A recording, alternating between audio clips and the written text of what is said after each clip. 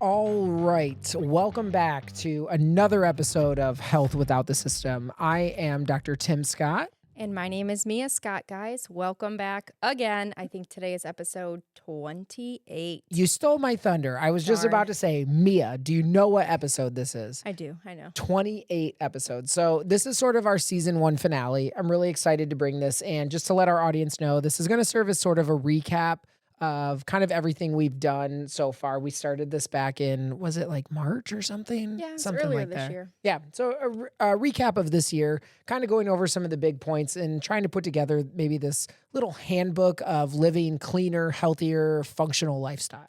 Yeah, and go over some topics that you might have missed, and it'll spark your interest. And then you can go back and listen to the main episode about whatever topic you might be interested in. So, nice little Season summary. one mega episode is what we're calling it. 27 episodes that we're recapping, not one by one, don't worry. And metabolism, gut, thyroid, hormones, sleep, toxins, inflammation, mitochondria, doctors doing dumb things, the whole damn thing. Yep. It all ties together. So here's a big snapshot of everything we've ever discussed. Buckle up. We're going deep in this one. Okay, so part one, we're going to just sort of talk about the foundation, metabolism, insulin, why people feel sick. We talked about this in a few different episodes, metabolism, insulin resistance. It sort of comes up over and over again, right? If there's a theme, I think it's sort of metabolism, insulin resistance, and what sugar can do to the body. Yeah, and just what not only sugar, but what inflammation can do to the body, and that can really prevent your cells from getting the communication that it needs. So inflammation can obviously wreak havoc on the body. That is how your brain can get fuel, and when insulin resistance is at bay, it can have a systemic effect on so many different systems. I agree. So when insulin resistance is non-existent, right? That's when Yeah. we thrive. And I think it's kind of in the middle of everything that we talk about and what we do. You know, as you've talked about inflammation, gaining weight, swelling, anxiety, not sleeping right, cycles, right?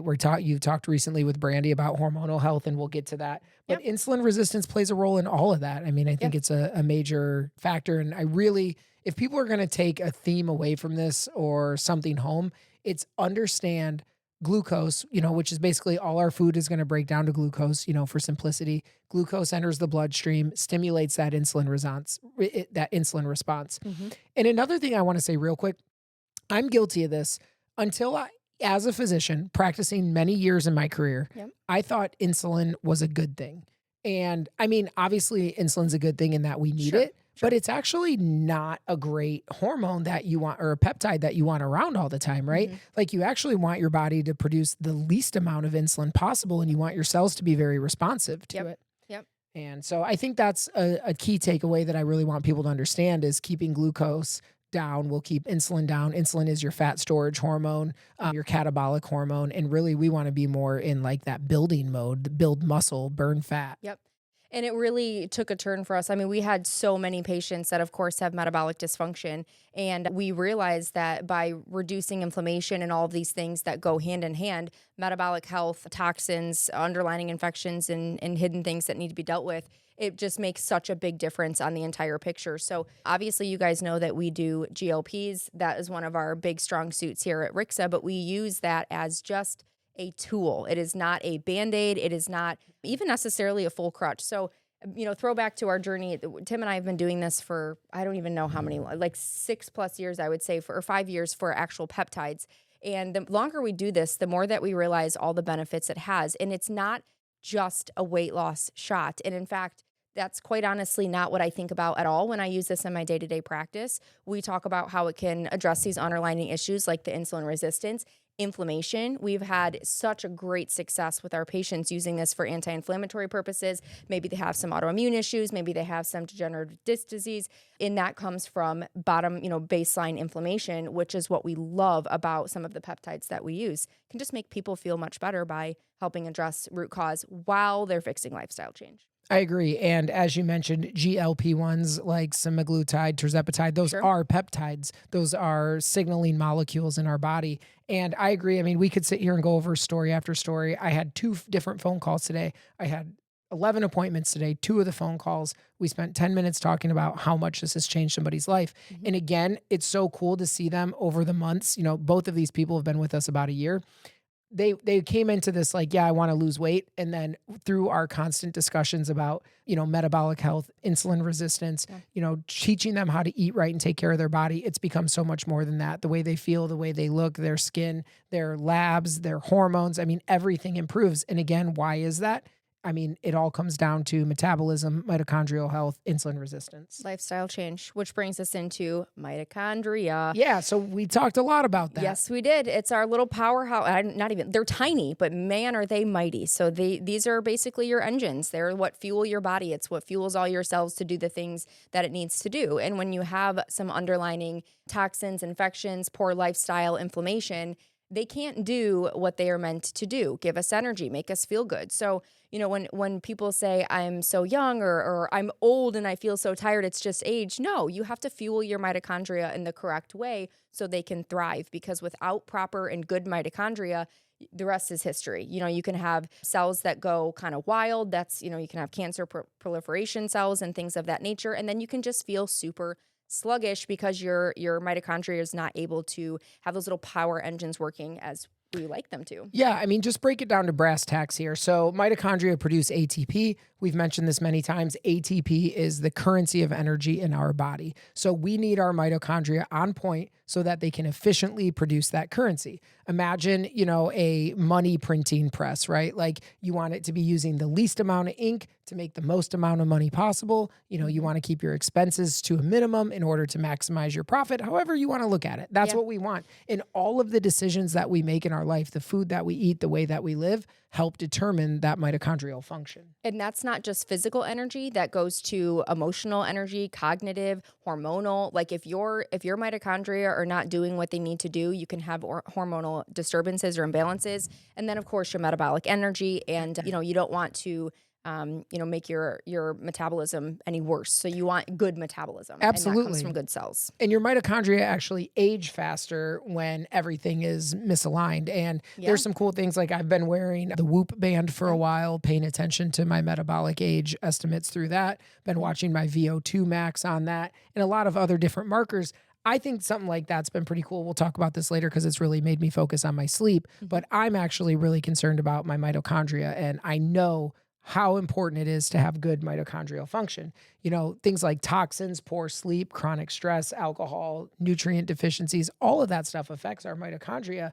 And they sort of just think of it as like things beating up those little engines so that they're not running as efficiently. Yeah, or sluggish. They can be really slow to respond, which is where you get that fatigue and that, decreased ability of having energy.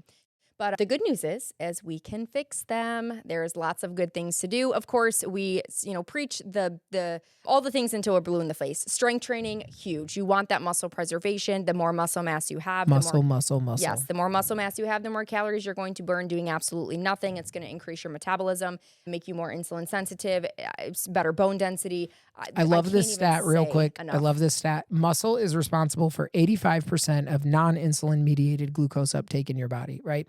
So that just means that muscles can pull glucose out of your blood sugar on demand. The moment you move them, you flex your arms, you flex your legs, you do air squats, you walk around after you eat, your muscles say, I need glucose. Boom, they pull it out of the bloodstream. Such an important and glucose you want regulator. that out of the bloodstream and into the cells so it can do its job. And then obviously within moderation. And that goes back to the story where I used to wear a CGM, a continuous glucose monitor, to monitor my blood sugars. And you could almost feel that when you're on these long distance runs. I would have my CGM alert me that my glucose was too low. I would be running and it'd be like 50 or so, because I would have these massive pulls of glucose out of the bloodstream into the muscles because they need that fuel. So that's why we always tell our patients, especially if you're a patient who might not be able to do a lot of weight training yet, we will get you there. But our goal is to just start slow. So a lot of times that can be for our patients just to go for a daily walk. And I will usually have my patients try to time that around their biggest meal. Why? Because if you go for a power walk, even if it's just a quick 10-15 minutes after your big meals,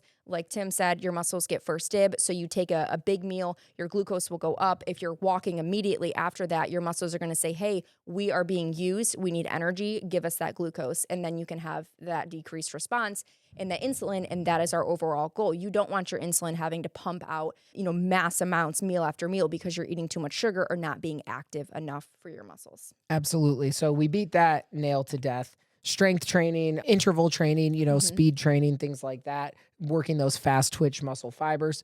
Intermittent fasting windows, we've talked about that. Don't overcomplicate it. Just cut yourself off a certain time every night. Don't eat past 7 p.m. Try to make it till 9 a.m. That's a great start. That's a 14-hour window. If you're giving your gut that amount of time to rest every day, you're allowing it to clear out some of that garbage. You're allowing those mitochondria to clean up. You're losing some of those, reactive oxygen species, all of that stuff. So very good. One of my favorites, red light therapy. Yes. And this is one of my favorites. Unfortunately, it can be expensive for some if you get the good quality brands. However, this is something that I have my patients tell me almost immediately that they feel a difference in their energy, their skin, mostly just their mood. It can regulate and stabilize hormones. Of course, if you're postmenopause and you don't have any, much hormones to stabilize, that could be a little bit different for you. But nonetheless, take hormones aside, it still powers your cells so ridiculously well. It can help adrenal fatigue if you're a super stressed out person, like we are. I red light every single day. And now I have my 4-year-old who likes to come in and red light with me. We have these little goggles.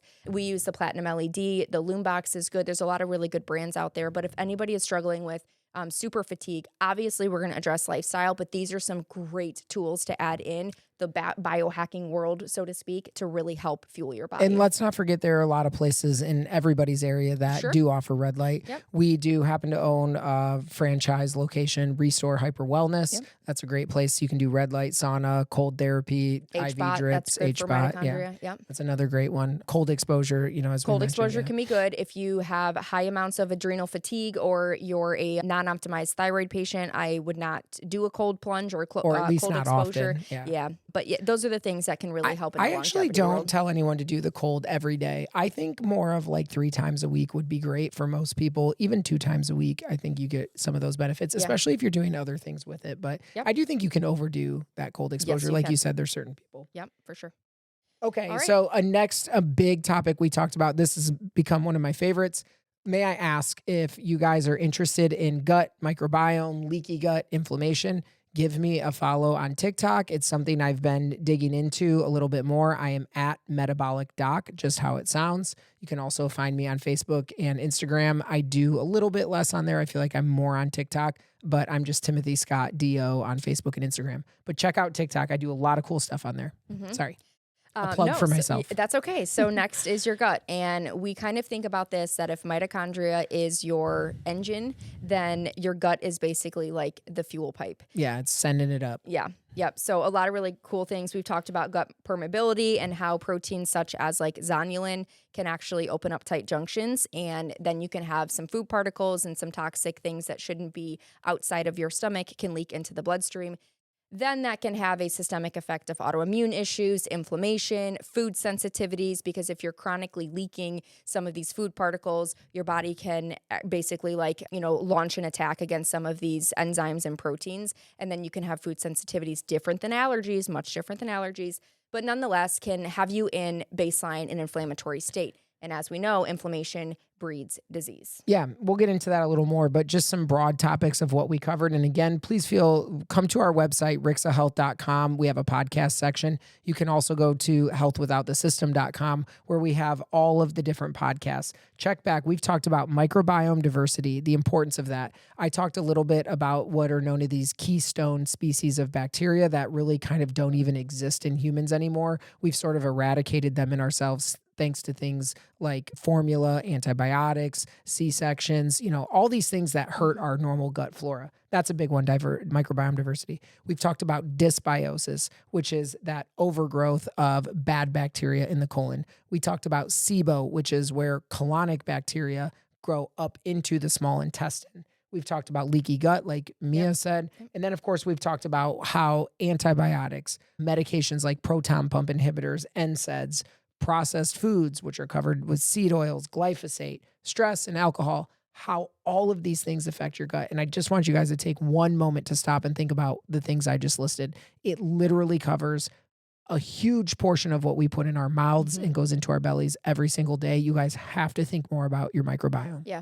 And I mean, we say this all the time. You have to be your own advocate. And I know that this can be super overwhelming. And you go to the grocery store and you think that you have something that's good and you flip it over and you're like, you're just at a loss, and you put something back and you go home super frustrated because you feel like you can't even live out in society with all of these, rules and guidelines that we're giving people. But rest assured, over time you get better at things and you start to understand the brands that you can trust and the It gets brands that you easier. can't. And then, you just start to understand some of these ingredients and what might not go in your favor and what can contribute to these issues. And, bottom line, I think we overcomplicate things too much, where if we just go back to the basics, have your meat. If you're a meat eater, please have it be a good source, like your grass-fed beef, wild-caught salmon, chicken, steak, tuna, pasture-raised eggs, things like that. And just do the best you can. Yeah, do the best you can. So go with the meats, and then the fruits and vegetables on the side. Like, you don't need all these packages and processed and bars and in barcodes. And if you're scanning, if you have an app, I tell this to my patients all the time, if you have an app and you're tracking your food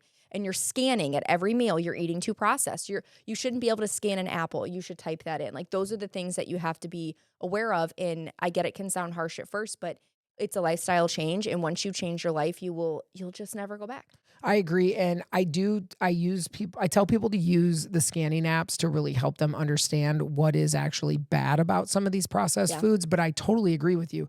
As you get, like, we don't use the scanning apps anymore. No, I don't need them. but we I know did what for to a look while. for. Right. But I want to give people hope. Sure. Like, you're not going to walk around the grocery store for the next 40 years scanning everything. Like, take a month doing it. You might not even need a month, like 3 trips to the grocery store, and you're like, that's bad, that's bad, that's bad. Exactly. I have a friend at work. Her name's Sheila. Shout out to Sheila.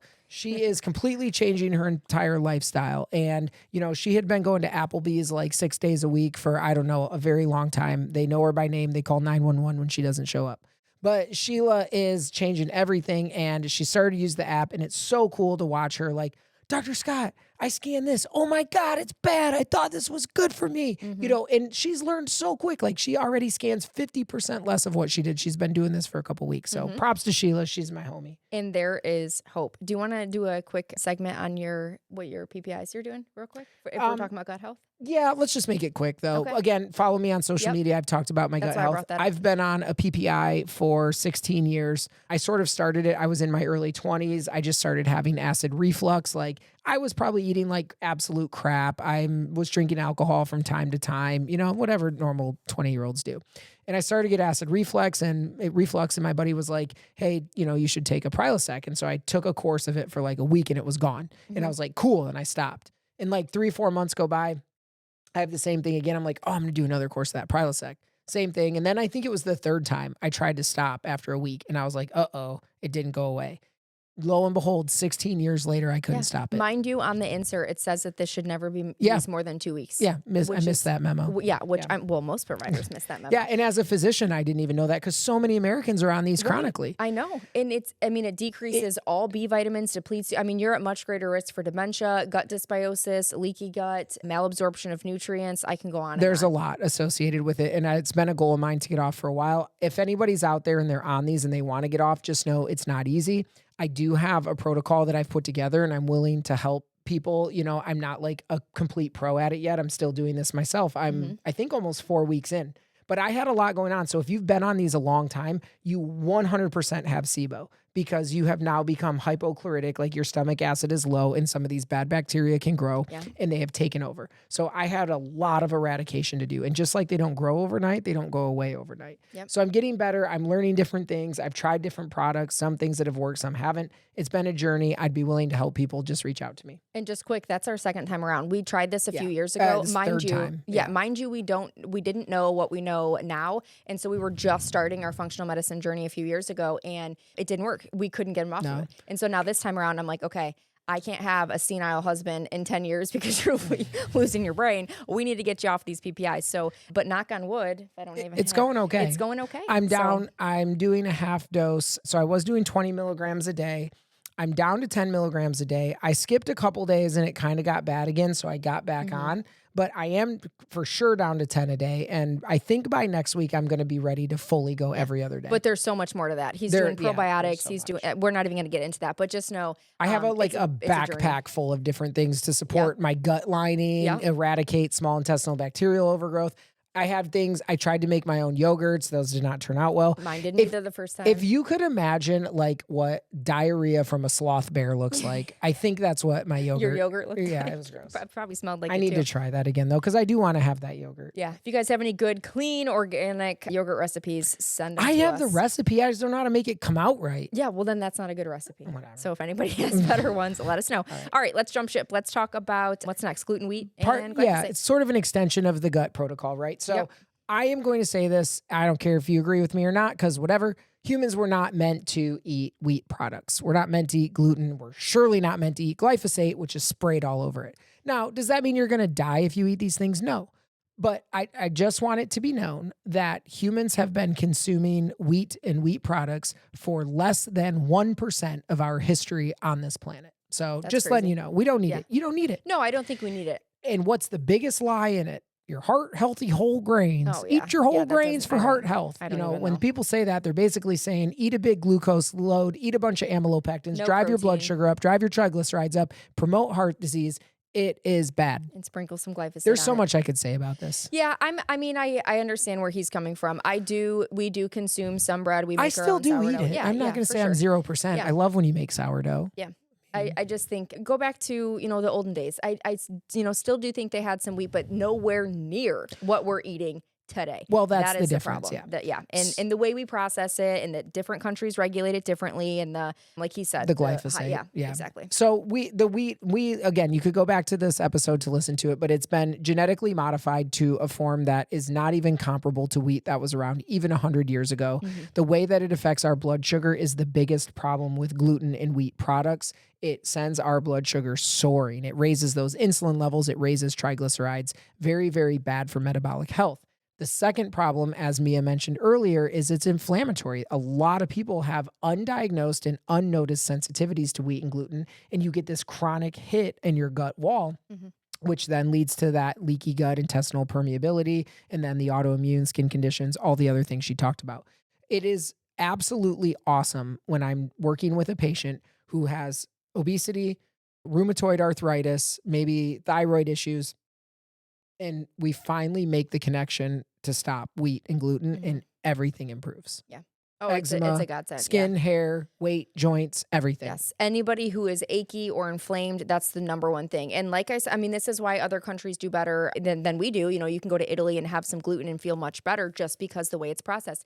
And it's all the doses and you got to look at the entire picture. It's just the way that we have it in America. There's nobody really should be consuming the American gluten like we have it. It's just very, very toxic. And I will say it is better in Europe, but it's not a ton better. No, and I wouldn't have that as yeah. a staple in your Agreed. diet. That's the point. So Okay, cool. And then, of course, celiac disease is completely different. Sure. That really affects those intestinal villi. People can get very sick. It can be a deadly disease. Please make sure to understand that if you're concerned about someone in your family having celiac, that gets thoroughly evaluated. That's completely different than a wheat or gluten sensitivity. Yep, but that's just a little tip. If you're having some struggles, you don't really know what's going on, try cutting gluten out for the first thing. Do But it for 4 to that 6 doesn't- weeks. That doesn't mean that you go to these gluten-free Yes, substitutes that are huge just point. as processed. Just take out that completely and substitute it with your good meats and produce. And I promise, like I've been gluten-free, I promise you it makes a world of difference. Agreed. So the problem with the gluten-free substitutes is they're made with all these kinds of things like potato starch, tapioca starch, more maltodextrin, emulsifiers, binders, and other high glycemic agents. So you do lose the inflammation from the gluten, and that may benefit some people, but you do not lose the horrible metabolic response. Like Mia said, just eliminate them. Yep, you'll do better. And then other Let's things. talk about another thing you can eliminate. let's talk about another thing that we're gonna wreck your life with: alcohol, caffeine, and sleep. What is good, bad, and super important. Yeah, here's the easy part, right? And let's just talk about alcohol first, right? It's a carcinogen. It is a toxic metabolite. It is just not necessary. There's no good. What about the resveratrol from wine? No. Right? Nope. How many bottles do you have to drink? Oh my gosh, way more. It's than like you could 100 even, yeah, bottles it's or ridiculous something. Yeah, amount. I don't remember. I get it here and there. You're out with friends, you want one glass of wine or something like that. Have at it, but to have it in your diet and in your staple. And when we do follow ups for our patients, they'll put notes like only 3 a week or something like that. And I'm like, Oh my gosh. I don't even have 3 a year right People now. think they're doing good with 3 Yes. alcoholic beverages a week. Which, And not listen, to shame this is you. agreed. Not This to is not shame you. judgmental, but from a metabolic standpoint, that's Yes, you terrible. don't know what Yeah. it's doing. It's wrecking your metabolism. It's super inflammatory. You're killing Like, cells. Go ahead. I was We're just gonna say, fired yeah, up I know. on I'm this. sorry. I was gonna say, live your life. Like you're an adult. You can totally Sure. understand risk and benefits. I'm not out to shame anybody, but I do like to make it really clear to people because I just sometimes don't think they understand the metabolic effects it has. You know, when alcohol's in your body doesn't want to do anything else but clear it. It's Correct. basically storing fat. You can't burn fat. You can't build muscle. You Yeah. just need to clear Yeah. alcohol. It's horrible for your liver, your glutathione. I mean, Yeah, just the moment that you drink oh. alcohol, your body is immediately like, oh my gosh, this is toxic. I need to get rid of this immediately. And it already works on everything it can do to get it out of your body. And then continue to drink more. We were with some friends a couple days ago and we were talking about like just alcohol because a lot of our friends also don't drink that are like us. And we were talking about that are like us, like- mutants, yeah, rare people of this species. outcasts. But we're saying that I truly do. And maybe it's just our group that we're hanging out with, but I truly think that this is like the new potential era that people are recognizing that alcohol is really just not as great. Like, I think it's decreasing, which is amazing. Well, we Like, actually went over that in our alcohol episode. If you look at the data, Yeah. that's collected, which obviously isn't perfect, but it shows that people 55 and older are kind of still drinking alcohol. Like it never changed. Each age group younger than that by decade, the alcohol consumption's reducing. So yeah, I but find that unfortunately, I interesting. don't know if they studied what was replaced with, if it was other drugs. But nonetheless, cut out alcohol is not needed. Your body will just so thank you.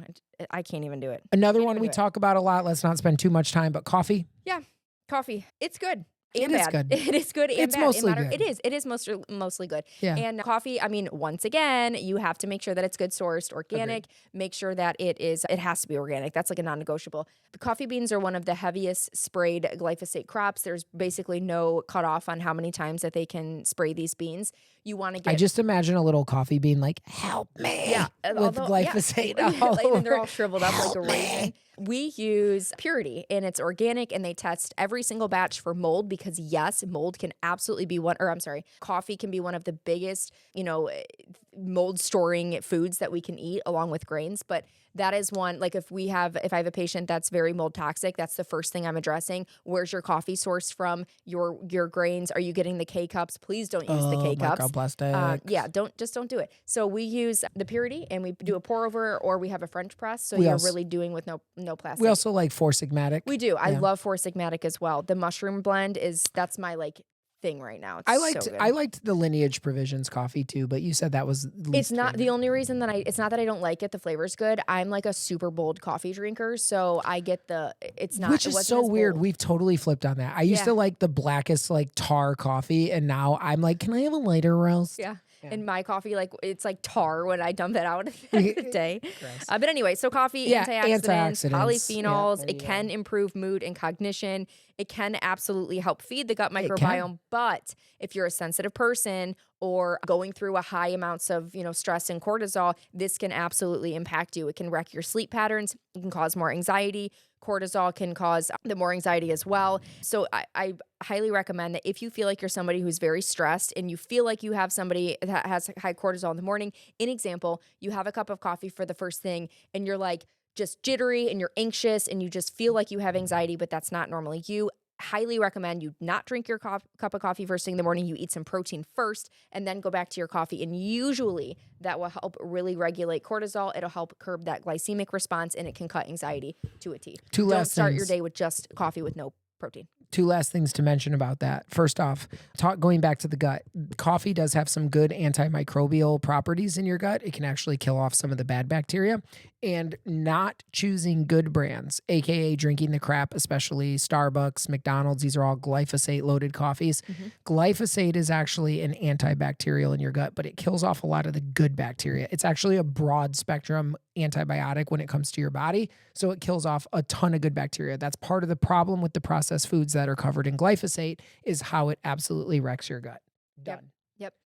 Next is sleep. Sleep is one of the most underrated things ever. And I know it sounds so cliche when I talk to my patients, like, how are you sleeping? Are you getting a full 7 hours? And they're like, no. And I'm like, okay, well, we have to start there because it is so underrated.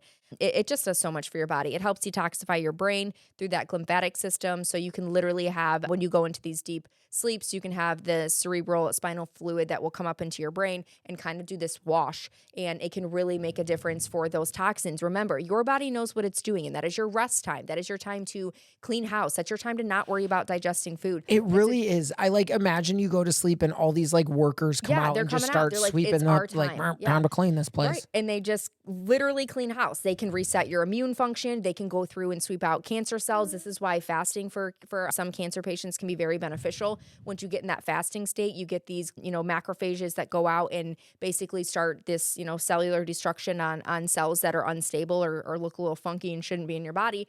So it's very underrated, but it's so needed. And one night of disrupted sleep of, even like 4 hours can drop your natural killer cells by 70%.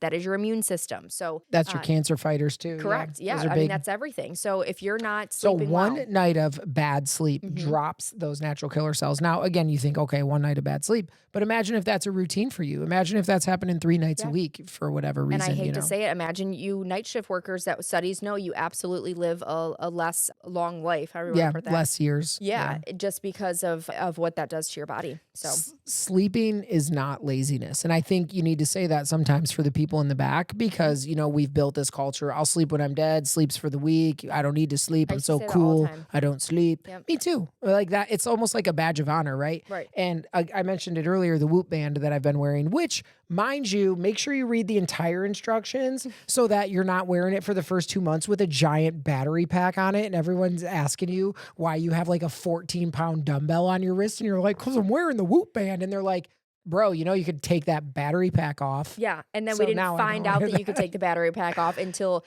I you lost lost it it. and then blamed your wife for missing it because sure that's it was your somehow my fault. problem. But anyway, point being, the Whoop band, pretty cool. I know there's the Aura Ring out there, which I think the newest generation of Aura Ring actually does VO2 max. That's the only reason I got the Whoop band was because I wanted that calculation. If you guys aren't hip to it, we did talk about VO2 max, one of the episodes, maybe the muscle one, I don't know. But point being, it is just one of the best overall markers for your metabolic health, relates to longevity, just a really good, really cool marker. Get hip to it if you don't know much about it. And once again, that's another tool in your toolkit. We also Yes. like body composition scales. These are all things that you can have your own data per, day to see what your body's doing. You can get more data on yourself easily accessible Yes. than ever's been available. Yes, and your provider is not going to be that advocate for you. So if you're only getting yearly labs or not even that, you have to be your own advocate. Get labs twice a year. Have these tools that you can use to have your entire life of what's going on. You can change so much by all of these devices. It's just crazy. And I will say, just to finish the point about sleep, I started paying attention to my sleep a lot more with this Whoop band until I started wearing this a few months ago. And honestly, even until then, my sleep was not as good as it should be. Even after talking about the sleep episode, I go to bed knowing I do need to sleep more. But the band has been cool because I look at it every single day. It looks at my good sleep. It tells me how restored I am. And then it kind of dictates your performance that day. And I've paid attention to those numbers and I've noticed how much I like the way I feel when I'm well rested, when my body's ready to go. I like my temperament better. I like my ability to deal with the situations. So I don't know. It's really cool. Just do a way to figure it out and get some sleep. Track your data. It's how you live longer. Agreed. All right, next one. Yeah, so this one we were kind of getting into some different episodes. We talked about methylation, we talked about MTHFR, B vitamins. At some point we've talked about other supplements, vitamins, etc. So just kind of putting all that together. I don't know, methylation? Yeah, I mean, we can just briefly, a large chunk of the population has what's called an MTHFR gene mutation. And, sometimes this is, I would say, like super over exaggerated, but not really because it's so very important. Agreed. So you'll have some people that like just brush it off like, yeah, that's so common.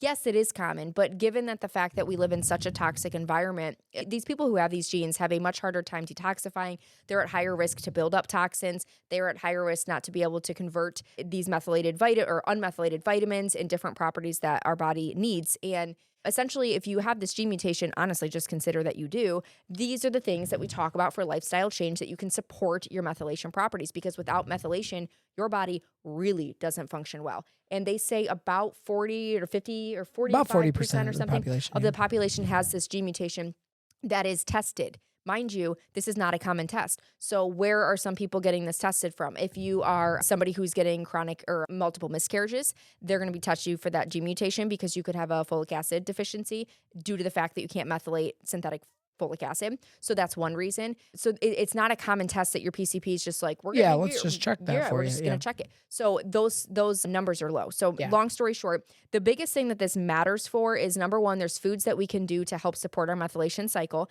such as leafy greens, beets, eggs, choline. That's why eggs are high in choline, so that's a good one. And then your methylated B vitamins. We are supplement snobs, and if you're going to pay for a supplement, you might as well get what you pay for, and you should never be taking an unmethylated vitamin, because if it's unmethylated, it's synthetic. And if you have this gene mutation, or remember when we talked about in this episode that just because you don't have this gene mutation doesn't mean that you are not living in the lifestyle to make those genes act dirty. So what does that mean? That your epigenetics, or what you're surrounding yourself with, can actually make that gene that necessarily you weren't born with act dirty and sluggish, and essentially give you these same negative effects. So you can be at increased risk for a lot of things with Yeah. the MTHFR gene mutation. Yep. And just the 10,000 foot view again, methylation is a biochemical process that is involved in so many different important things in the body. But think gene regulation, DNA and RNA repair, detoxification, neurotransmitters, hormone regulation. It really is involved in everything. And a lot of times when you methylate DNA, it can turn a gene off. So if you lack the ability to methylate, you can't turn a lot of things off. And that might affect, again, repair mechanisms, hormonal mechanisms. Yeah. There is a cardiologist on social media that I'm not going to say the name, but this person annoys me so much. And he did a video recently that mentioned how, like, one thing I would never do is care about methylation. And it just reminds me that there are so many people out there that really do not understand the entire body as a whole. Like people who are stuck in traditional Western medicine, all they think about is the heart or the brain or the kidneys. We've talked about this. Medicine is so compartmentalized to your To their specialty. niche. Yep, and that's And it. they think, like, if this doesn't affect my organ, which obviously everything does because the entire body communicates, but if like a statin can't fix it, then it's just not going to be fixed, I guess, Yeah. for some people. But anyway, Which is crazy because point being, it's incredibly important. Yeah, it for is. the And this body. is, and we see patients feel better just by changing their supplement, their quality of supplements. Because once again, if you're paying for these supplements, make sure it's good quality. And mind you, that this stuff is not necessarily way more expensive. Like our bottles of our fermented methylated vitamins, it's like $30, and that's probably what you're getting from Costco, and everything is synthetic and not methylated. So just do yourself a favor. If you're going to buy supplements and if you want to take supplements, make sure you know what you're doing with them and get good quality. So Yeah. what to look out for, I guess I should tell you. So if you look on the back of a supplement, very first giveaway. Hold on. Before you go to that, Okay. can you get it naturally in your diet too? Oh, I Leafy said that, didn't I? greens, eggs, Choline, beets, methylated, choline, magnesium, things like that. Yeah. Okay. So I touched on Because some you of the don't food want to groups. supplement, eat it in your diet. That's the and I'll greatest, the tell best way to do you it. how much this matters, because for somebody who it affected my life personally, and I have this gene mutation, I was eating all of these things, yet I was still critically low in some of my folic acid levels. And I found out that because of this gene mutation, and I was taking synthetic vitamins, I basically was like blocking my receptors. This synthetic folate would just go to the receptors, kind of hang out there. I would be consuming all of these foods. This was during when I was post-pregnancy, and I would consume all these foods to get some of these good nutrient, benefits. And my levels were critical. And it wasn't until I met with somebody who really, launched this wide open for me. And she's like, go to your cupboard, look at the back of your vitamins, look at your very first ingredient, for example, B12. If it says cyanocobalamin, that's a cyanide-based cobalamin. Yes, literally cyanide. Small amounts, but apparently that's still okay. So methylcobalamin is the methylated version. So that's a dead giveaway. If you're going to your supplements and your multivitamin and you flip over and it says cyanocobalamin, it's garbage. Put it back. You need something that's methylated. And it was within a 3-month time frame when I got my labs back and I worked on my methylation, did everything go from red to green on the scale. And it made a world of difference on how you feel, and just so anybody who tells you it doesn't matter, then it just didn't affect them personally. That's it. They can do the hokey pokey Yeah, they and can turn do- themselves Yeah, around. whatever they want to do. All right, next part. All right. Thyroid. Yeah, this was a big one, right? This was is a big one. huge. And I This feel is like we big. could do Yeah. so many segments on that. But we get this all the time. You're told by your PCP that your TSH is Well, normal. let's even back that up a step. We have to pull it out of people. People tell me, "Oh, my thyroid's normal. I don't need to talk about my thyroid." And I'm like, "Oh, how do you know your thyroid's normal?" "Oh, we've been testing it." "Oh, okay. Do you mind sending me that lab work?" "What is it?" a TSH. Yeah. Right? What is the TSH? Yeah. 3.9. Yeah. And so, yeah, like normal by these traditional Western lab Yeah. values, but sure as heck Normal not by the optimal. average And population of PS, sick care. TSH is the hormone released from your brain that, or the peptide signaling molecule released from your brain that tells your thyroid what to do. Just, you can't know thyroid function from a TSH. No, you cannot. And that's why you have to go down the entire pathway. You have to look at T4, your free T3. What is how much of the active live hormone does your body have to use? Because your TSH could be normal, but your free T3 can be, 2.1 and on a low side. And your reverse T3, which is a thyroid blocking hormone, could be 22. And you're losing hair, you're feeling sluggish, your skin is dry as heck and flaking off, you can't poop to save your life. Those are things that are suboptimal hypothyroidism, Yeah. yet your TSH is normal. So I see this all the time. And unless your thyroid is optimized, you can never optimize it by just looking at a TSH. And put that all together, like as you're a 45-year-old woman, you're overweight, you're going to your doctor and you sit down and he says, how's it going? And you're like, not great. I'm having some trouble losing weight. Oh, okay. You need to change the way you eat. Yeah. Well, also I feel like my hair's getting thinner. Oh, okay. Are you getting enough vitamins? Yeah. And my skin's a little bit, changed. I have this eczema that I used to have. Oh, okay. Well, maybe here's a cream for it. Right. And then they're like, and guess what? We ran your labs and everything looks good. So, do all and this. not to And it's shame, like nobody's putting this together. putting it together. But nobody's looking beyond that lab result. And or that complaint, like because that one thing. I promise you, if you go to your PCP and say, I'm gaining weight, I'm losing hair, maybe there is a PCP that wouldn't order a TSH, but 9 times out of 10, maybe 9.9 times out of 10, you are going to get a PCP who's going to order a TSH. That is fine. That is what they do. Right. But when that comes back normal and you're still complaining of all these symptoms, you cannot just look at a TSH. It is an irrelevant number. It is so irrelevant. You have to have the entire picture. It is only not irrelevant if it's screaming critical at you, and then it's obvious that you have something wrong. But if that is still normal, and I'm using my air quotes because normal and optimal are two very different ranges. If you're not optimized, you're going to feel symptomatic. Let's talk about a couple key points here real quick, and then we're going to move on. Okay. Let's remember that T4 is an inactive hormone in your body, and it needs to be converted to T3 to be active. 80% of that, 60% of that's in the liver. Yep. 60% is in the liver, 20% in the gut. Tissues. So remember, if you have suboptimal liver function, maybe you drink a little bit too much, your glutathione stores are down, you have too many toxins to clear, you're already going to lose on some of that conversion. Mm-hmm. If you have leaky gut, maybe you eat too much wheat, gluten, glyphosate, you have inflammation in your gut, it's a little bit leaky. Now all of a sudden you lose another portion of that conversion. Yep. So you can't take an active T4 and take it to T3. The last important point here is people who do actually have a thyroid disorder recognized by their primary care physician, a lot of times they're getting put on T4 and they're saying it's not working. T4 is your levothyroxine and Synthroid. Yeah. And they're saying, oh, it's not working. And so what is the standard response?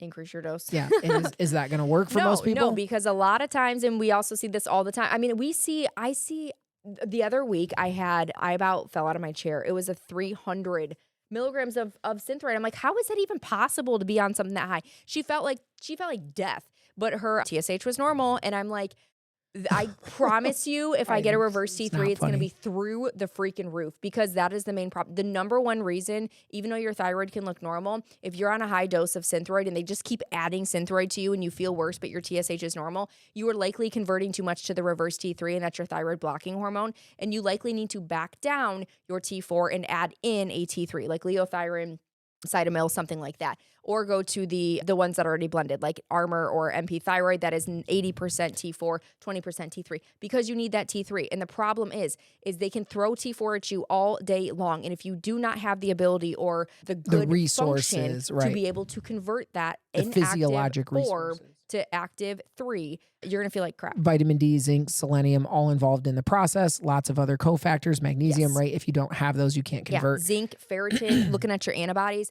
It's a big picture. And we actually launched a couple months ago. We have been doing this with our functional medicine patients and our weight loss patients, because we see thyroid optimization in almost every patient, that we have to address that, because if they're not optimized, they're not going to ever lose weight. That it's your metabolic organ. So that's how we dove into that. And we've been treating this for probably, I would say, over about a year now, where we really started to look into these much more in-depth labs. And so just a few months ago, we launched a strict thyroid optimization appointments for our patients. So. Okay, we're not doing a good job of recapping. We're like reteaching everything. I know. All right. So anyway, thyroid's important. Please pay attention to it. One last thing to remember. go to our website, rixahealth.com. We have a thyroid quiz there. If you're already even on thyroid treatment, it'll help you decide if you're being treated optimally or not. I mean, you should know that by the way you feel. But anyway, we also talk about some of the labs we do on there. And of course, you could always book an appointment. We do help with that. Yeah, we can get labs. All right, All hormones. Let's right. go over this briefly.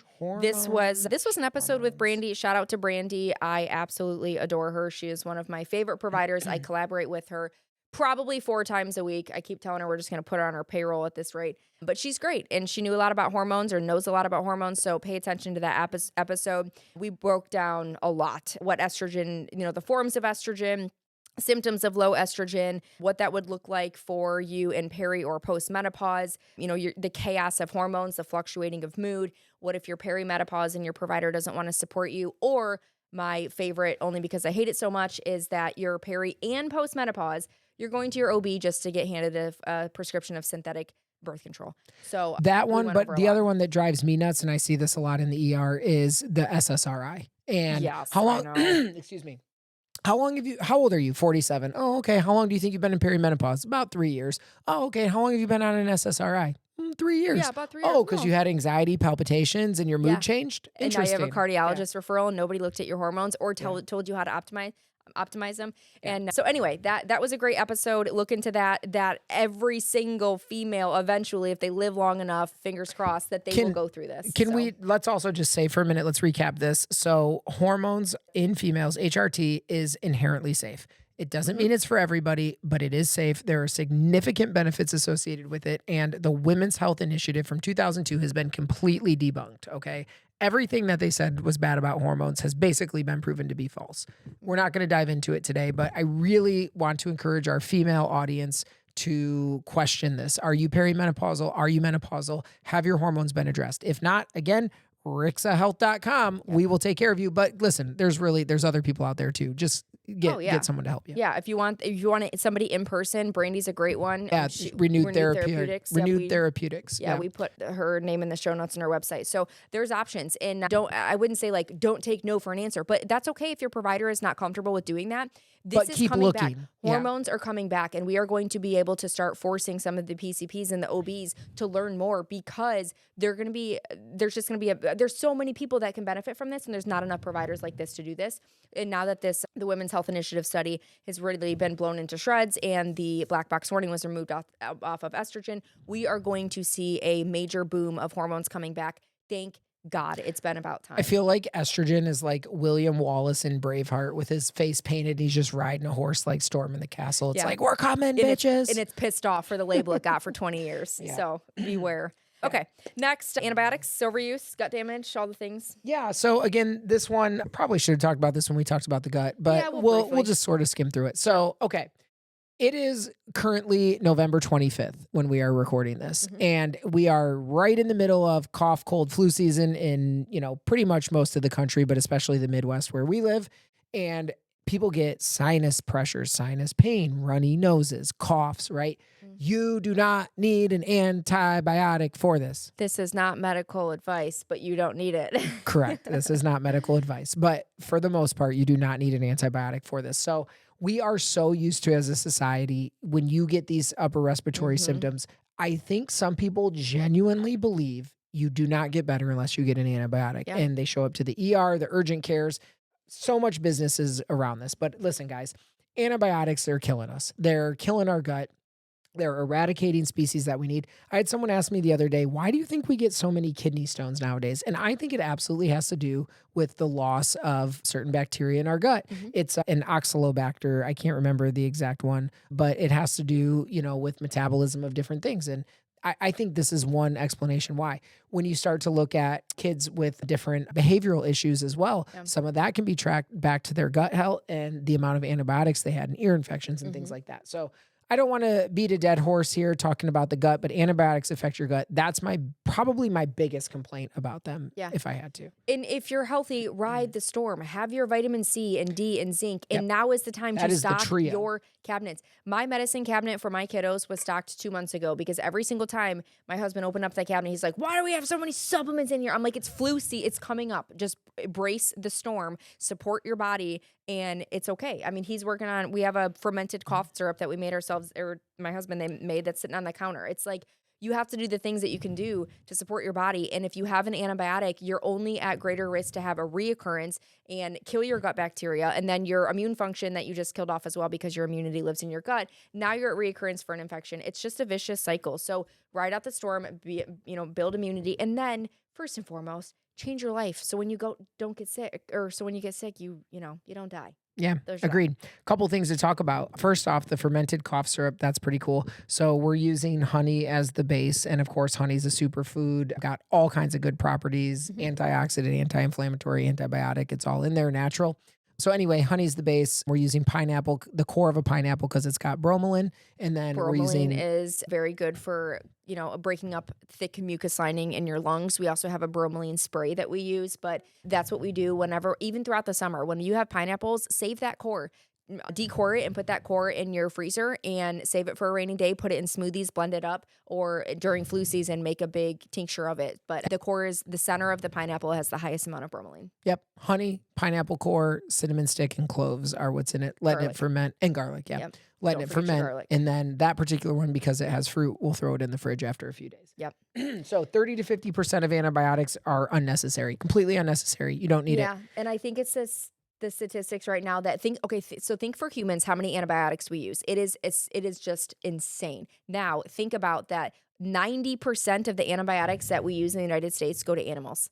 And which is wild. And now we're eating the animals that have it. Now we're even more antibiotic resistant. So you can see how it's 30 to 50% are unnecessary. The average kid has 10 to 20 rounds of antibiotics by age 20. And as you mentioned, a lot of people say, try not to use antibiotics because of resistance. Well, it's the animals that are causing the resistance. Like you said, 90% of antibiotics go to that. And you have to think about that when you eat that in our food system. But the other thing then is runoff, right? Mm-hmm. So animal waste runoff in our water and trickling into our drinking water and stuff. We've talked about this before, but with testing of the drinking water, antibiotics, SSRIs, and birth control, and PPIs. And statins. 5. Those are the big 5. Big 5. I mean, the 5 that everybody's on. But anyway, point being, you almost can't escape it. And birth control. I don't know if we had, I think it's on the toxic load and environment is next. And that's where we talk about filtering your water. So. Yes. Anyway, let's move on to that. Okay. Huge, big theme for us here. I mean, we've talked about all of it. Plastics, phthalates, BPA, fragrances, pesticides, mold. Oh my God. I walked into our room, the room we're recording this in the other day, and I was just absolutely blasted by your sister's plug-in. So her sister was here and plugged in like a Glade plug-in in our room, and I just wanted to die. It wasn't even in our room, was back in our bathroom. in this bit, yeah. And, my God. Gives you a headache. Anyway. And people live that, those are endocrine disruptors. They can act as, estrogen, so they can basically bind to a site that a hormone should be at, and it can really wreak havoc on your body. Right? Like makes it work in ways it shouldn't. Yes, exactly. And blocks the real hormone from getting there. Correct. Yeah. And this is absolutely, if you're a male, one thing. This is going to be plummeting your testosterone. So if you're a male and you're hanging these, fruity tooty things in the mirror of your car and you're spraying yourself with Axe the Axe body spray. Oh my gosh, God. you guys, your testosterone's probably 200. It's just crazy. Yep. Anyway, lower. I'm so glad I'm not in the dating game anymore. I wouldn't. We got your testosterone back. I forget what it was, but it was okay. I'm a lot better. Yeah. But anyway, so control your controllables. Watch what you cook in. We only use stainless steel and iron, our cast iron skillet. We don't use any of the ones. I just had somebody the other day a couple people actually ask about, there's a caraway sale. They asked about what I thought about caraway. If it's a nonstick, you're still going to have some of that stuff that's leaching out. I would just avoid it completely. Any nonsticks. Yeah, I haven't seen one that is like completely great. And they have forever chemicals. That's BPA free and things like that, but it's still the stuff that they use it to make it nonstick. It can still leach at high heats. If you're using a metal spatula, those can chip off into your foods, and you don't see that. And as we know now in some of the studies that we're doing, it is you will consume as an average American a credit card a week in microplastics. That is insane. Yeah, so like you're 5 essentially grams. eating 4 credit cards a month. in plastics. That's just nuts. That's obviously not known. And then they're doing some MRIs and some, brain studies, and they're finding these microplastics lodged in your brain. You guys, these are forever chemicals, meaning that they take a long time to rid of your body. Yeah, so I just recently did that. I had a total tox burden test done, and there are chemicals in there that it's like I'm on the call. I scheduled the call with a lady to go through it because I always want to learn. Like they do this for a living. I'd love for them to walk me through my results. And anyway, she's like, yeah, this is something that we see from people who like are cooking in plastics or storing their food in plastic. And I told Mia, I'm like, what the heck is she talking about? Like, we don't use any of that. And she's like, well, duh, it's forever chemicals. You could have been storing in that 15 years ago, and it's showing up in your urine. You're and I was. microwaving your Gladware Oh my container. God, we used to microwave styrofoam soup and coffee all the time. Put coffee in Yep. Anyway, they say forever, so just don't do it. Start changing while now. we're there, remember that anything that goes in your body that can be cleared needs to be detoxified. Most of that happens via conjugation in the liver. Sweating, the ability to sweat. Yeah, that gets it out, but it needs to be conjugated first from fat soluble to water soluble. Oh, sure. So we need a good high functioning liver to do that. What is one of the things that is most commonly causing liver dysfunction in the United States? Obesity, fatty liver. It's a thought that you need to have in your mind if you're overweight. And remember, your liver enzymes, when they show up red on your traditional Western medicine tests, your liver function can be as much as 50% reduced at that point already. I know that sounds crazy, but it's true. Yep. And that is your detoxifying organ. So imagine if that's not working well. So support your body, guys. Lifestyle change. It takes a long time, but it's so worth it. It's just so worth it. You just got to jump into the journey. Yeah. And we're getting to the holiday season. Candles, that's another big one. Now let's light some of these things on fire and just breathe them right into our lungs, a straight ticket to your bloodstream. And that's another thing that we use as an air doctor. And I tell you what, I will never light a candle again. I mean, your air doctor is so sensitive to these chemicals. That lets me be the judge. If I'm using household chemicals and I'm trialing and airing, things that are more natural. If my air doctor is pissed off and screaming, blowing red at me that it's trying to purify the air ASAP because it's severe quality or, decrease in quality, then I'm not using that product. And every single time that I ever lit a candle, it would be seconds and it would just...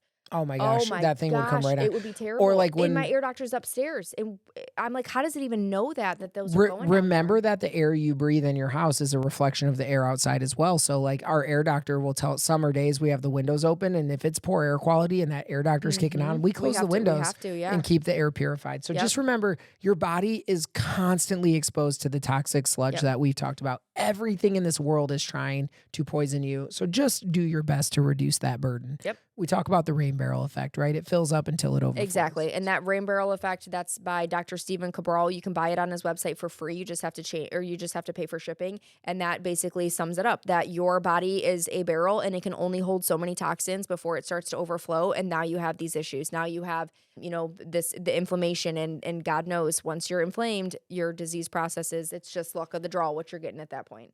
So the one day Lincoln told me to fart in the air doctor. And I did it. Yeah. And immediately came on. So I don't know what that means. That means that I need to clean my air doctor. We just got new filters. We're good. Oh my gosh, you would. Yeah. He got a kick out of it. Sometimes you can't fix stupid. All right. Hey. Next. Yeah, let's talk about this real quick. We spent an episode where we were kind of chit-chatting. Yeah. And it sort of evolved into talking about like how you should be interacting with your doctor nowadays, or how they should be interacting with you. I like speaking about this because I am still a practicing physician in the clinical setting. I'm a full-time emergency medicine physician.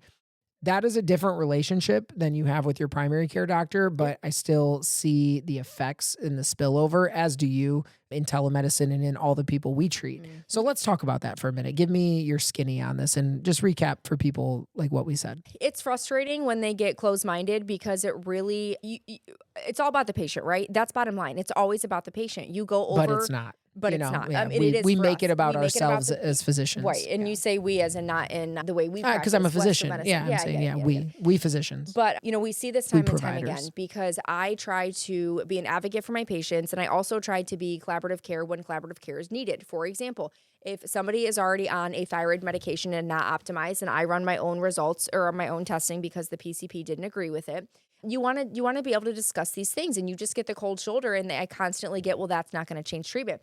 I just had one of our friends text me yesterday. He's having some issues, some fatigue, just some weird, kind of weird, unexplained symptoms.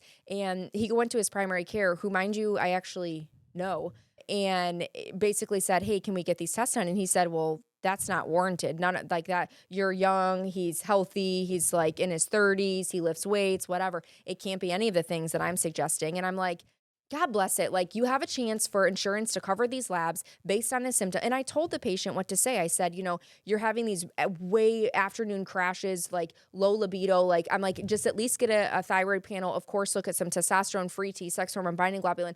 And that PCP just completely dismissed him. Like, it's not that. And I'm like, why are you not Yeah. even ordering this? Let me Like, just say, it's like they'll say that's not indicated, right? Right. And you're like, but But for shouldn't it who? be Right. indicated if I'm a patient and I'm having symptoms Yes. that could be explained by this? Isn't it now Yeah. indicated? And it's one thing, like insurance will tell you some stuff's not indicated, which don't get me wrong, is a complete farce.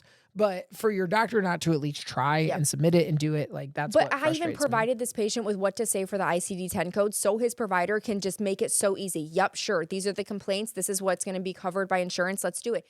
And they're just dismissive, and it's not indicated. And I'm like, think outside the freaking box. You're having a patient, and just because you don't have a specific medication right now to prescribe, you have to look outside the box. And I get it. And that's We were- exactly what it is. And this was a nurse practitioner too. And I'm like, listen, I know that we were trained the exact same. However, I swear to the Lord, once you even stick one tiny little toe in the functional medicine world, you will realize that there's such a bigger world out there that you can look at the whole body. And there's so many different things that you can look at.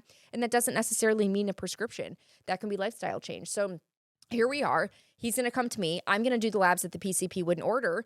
And it sucks. So bottom line, if your provider is not having an open mind or willing to do collaborative care with some of your other providers, get rid of them. They're not on your team. They should be about the patient. Bottom line, it should really be about the patient. Now, Yeah. obviously, I'm not saying if they're asking for drugs and, your provider's not giving you drugs to find somebody else. No, obviously don't do that. But if you're basically trying to find a root cause of something and your provider's dismissive or saying things like, my favorite, it's just all about fibromyalgia. I'm like, no, they ruled out everything that they possibly could in Western medicine. Everything is negative. They have nothing else to do. So they're going to slap that diagnosis on, and now you have an SSRI. So more of the story, just communicate with your provider. And if they're not open to collaborative care, they're probably not your provider. Traditional Western medicine is built around taking a constellation of symptoms, putting a diagnosis on it, and prescribing a medication that fixes it. That is it. Now, have a lot of providers started to recognize this and stray? Yes, but has everyone? No.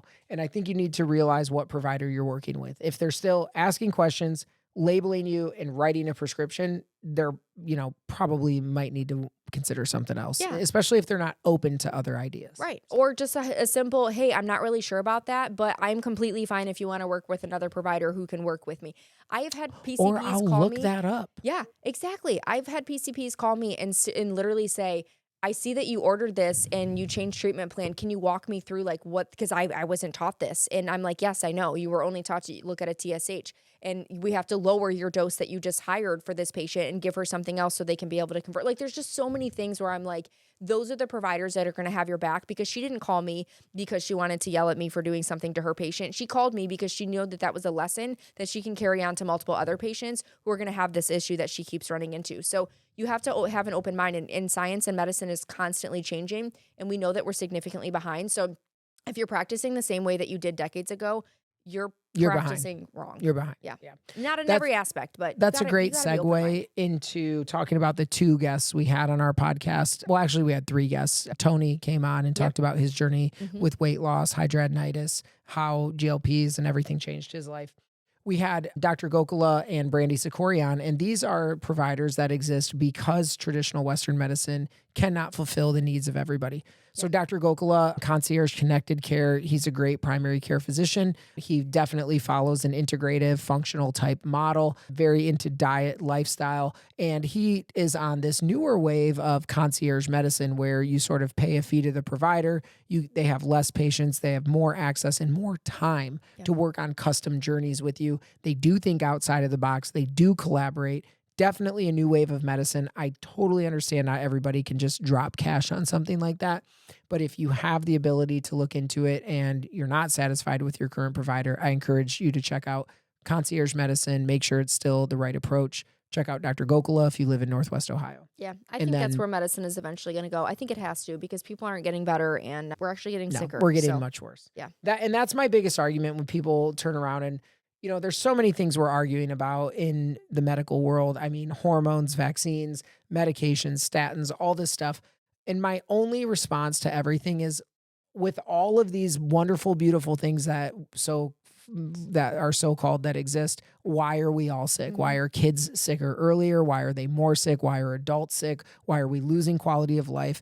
So we're kind of living longer. COVID, I think, dropped the median We're age a living little bit, longer but sicker. but yes. So, and what people say is we're not living longer, we're dying slower. And that's what I agree with. Yeah. I think these medicines make us die slower, but most people are not living any cool quality of life past, the age of 75. Yeah. Not most people, Yeah. but too many people. Right. You're in the nursing home with an osteoporotic hip fracture because your provider was too scared to put you on estrogen when you hit postmenopause. So there's that. Yeah.